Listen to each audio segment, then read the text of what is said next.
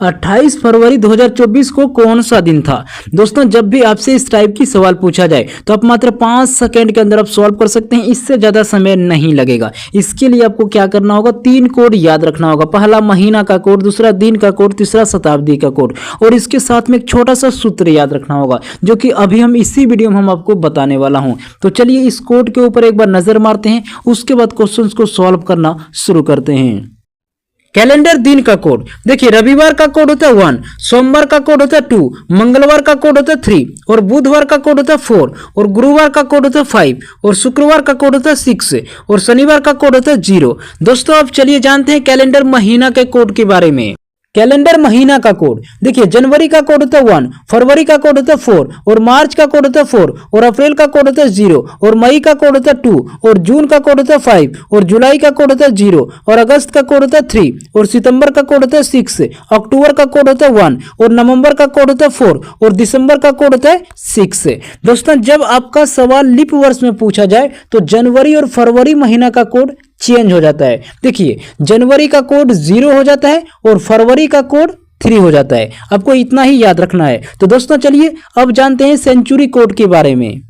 Century code यानी शताब्दी code देखिए, 1200 से लेकर 1299 का कोड होता है 6, 1300 से लेकर 1399 का कोड होता है 4, और 1400 से लेकर 1499 का कोड होता है 2, और 1500 से लेकर 1599 का कोड होता है 0, 1600 से लेकर 1699 का कोड होता है 6, और 1700 से लेकर 1799 का कोड होता है 4, और 1800 से लेकर 1899 का कोड होता है 2, और 1900 से लेकर 1999 का कोड होता है 0, और 2000 से लेकर 2099 का कोड होता है 6, और 2100 से लेकर 2199 का कोड होता है 4, और 2200 से लेकर 2299 का कोड होता है 2, और 2300 से लेकर 2399 का कोड होता है 0, और 2400 से लेकर 2499 का कोड होता है 6। दोस्तों अब चलिए जानते हैं कैलेंडर फार्मूला के बारे में।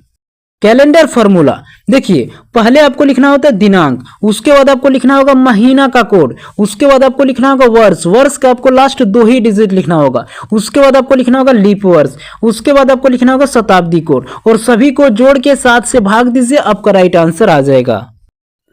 दोस्तों उम्मीद करता हूं कि आपने कोड को अच्छी तरह से समझ लिया होगा। देखिए 28 फरवरी 2024 को कौन सा दिन था? तो दोस्तों सूत्र के अनुसार पहले आपको तारीख लिखना होगा। तारीख क्या दिया हुआ? 28 दिया हुआ है। उसके बाद आपको लिखना होगा महीना का कोड, महीना दिया हुआ फरवरी, और फरवरी का कोड कितना होता है? 4 होता है। लेकिन यहाँ पे ध्यान देंगे, आपका सवाल जो है लीप वर्ष में पूछा जा रहा है। 2024 एक लीप वर्ष है तो फरवरी महीना का कोड चेंज हो जाता है, यानी 3 हो जाता है। दोस्तों उसके बाद आपको लिखना होगा वर्ष, वर्ष दिया हुआ 2024, लेकिन लास्ट आपको 2 ही डिजिट लिखना है, सिर्फ 24 को लिखना है। उसके बाद आपको लिखना होगा लीप वर्ष, तो 24 वर्ष के अंदर कितने लीप वर्ष होगा? 6 होगा। उसके बाद आपको लिखना होगा शताब्दी कोड, तो 2000 की शताब्दी कोड कितना होता है? 6 होता है। सभी को जोड़िए, 7 से भाग दीजिए, आपका राइट आंसर आ जाएगा। दोस्तों अगर हम सभी को जोड़ें तो कितना होगा? 67। 67 में हम क्या करेंगे? 7 से भाग देंगे तो 9 बार में 9 सते 63, शेष आपका कितना बचा? 4। ये जो 4 बचा है, अब पता कीजिए 4 जो होता है कौन सा दिन का कोड होता है? दोस्तों आपको याद होगा बुधवार का कोड कितना होता है?